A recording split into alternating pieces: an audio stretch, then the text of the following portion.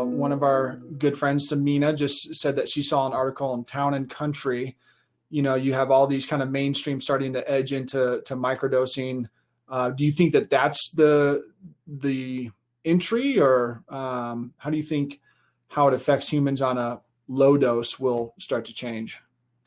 Unfortunately, I think if more states and cities decriminalize psilocybin, I think we'll have more flexibility to do those like fun stories like this, like I kind of pitched, like these fighters are using psilocybin to help.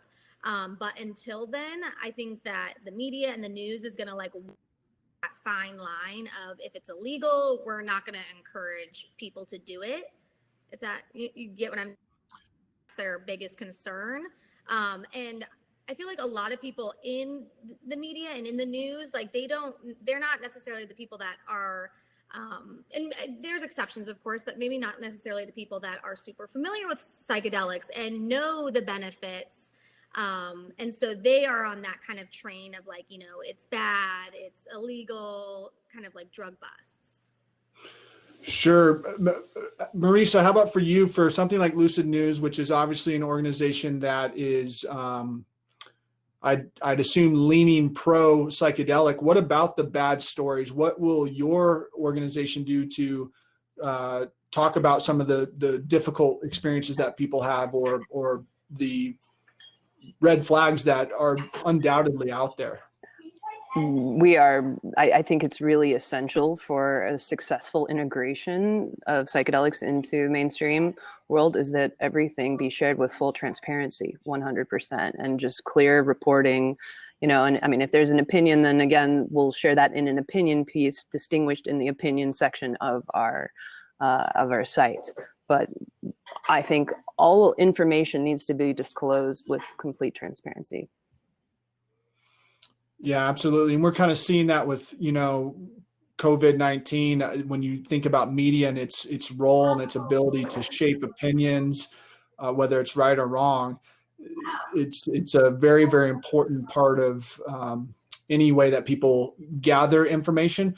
But I do believe that these kind of alternative news sites, or, not mainstream, tend to start becoming more popular because people are just trying to get information that they feel is good and safe, so. I mean, I have to also give the disclaimer that, like I've been working with psychedelics for many, many years now. And what I have seen is that stories only go south when there's a certain series of circumstances where there was a lack of preparation, a facilitator who didn't know what they were doing, the location wasn't good, or the person had pre-existing conditions.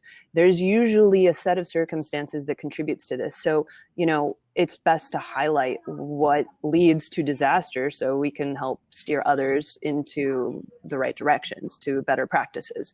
So, with that, there's nothing to be afraid of or to be ashamed of or to try to hide, because I think all my own experiences, and I've actually also spoken to a lot of people running panels who've dedicated more like multiple decades to facilitating these medicines. And I've asked, hey, do people go south with psychedelics?